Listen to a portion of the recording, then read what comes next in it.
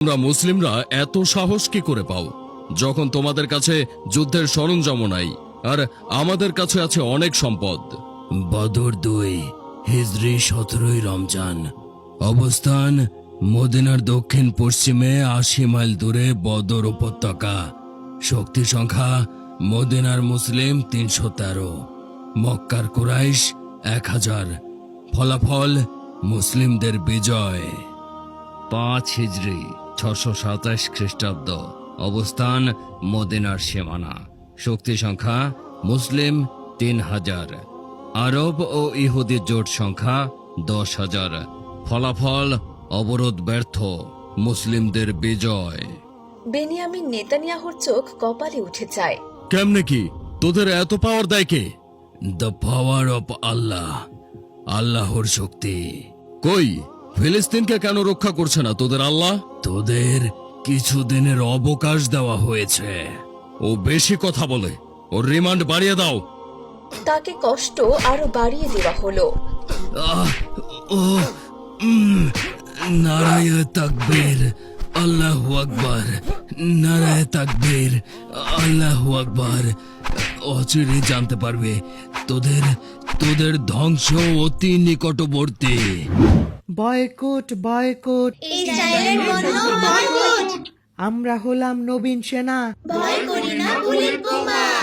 Action action, direct action. ইসরায়েলের 2 গালে, জুতা মারো তালে তালে।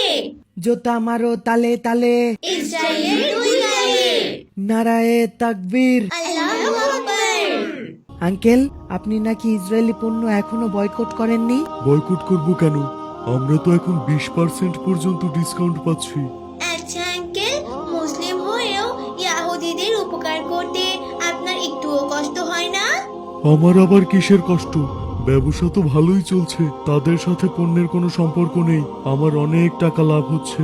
ইসরায়েলের 2 গালে, জুতা মারো তালে তালে। জোতা মারো তালে তালে। ইসরায়েলের 2 গালে। এখন একটা হেলিকপ্টার করে চিঠি পাঠাও, রাফায় পশ্চিম সীমান্ত পাশে যেন 12 ঘন্টার মধ্যে দক্ষিণ সীমান্তে চলে যায়। পশ্চিমে অভিযান চালানো হবে। জি স্যার, এক্ষুনি যাচ্ছি। আর বিমান কর্নেল, তুমি একটা কাজ করো, 12 ঘন্টা পর পরই দক্ষিণ সীমান্তে বিমান হামলা করো। স্যার, আপনি পশ্চিম তীরে অভিজাতদের কথা বলে দক্ষিণে যেতে বললেন, তাহলে পশ্চিম থেকে দক্ষিণে কেন হামলা চালাবেন? অল্প উড়িয়ে দিয়ে মন ভরবে না, তাই একত্র করে উড়িয়ে দেব। আমি বর্তমান বিশ্বের ভয়ঙ্কর ফেরাউন।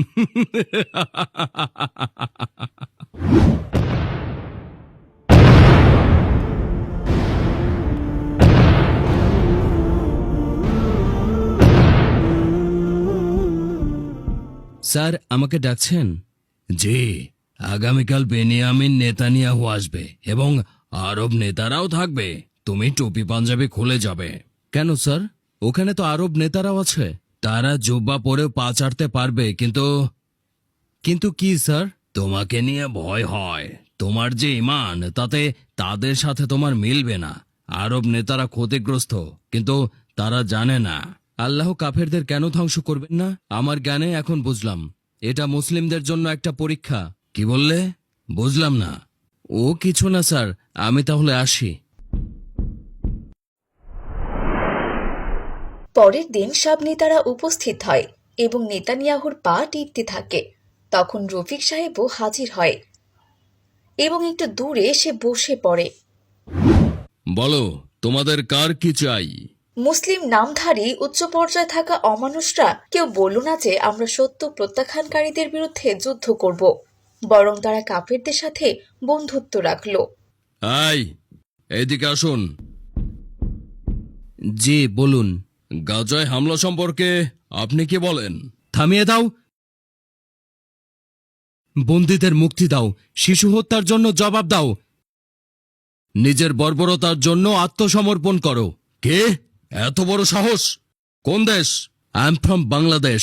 তুই কি দেখছিস না অন্যান্য বড় বড় দেশের কর্মকর্তারা আমার পা টিপছে?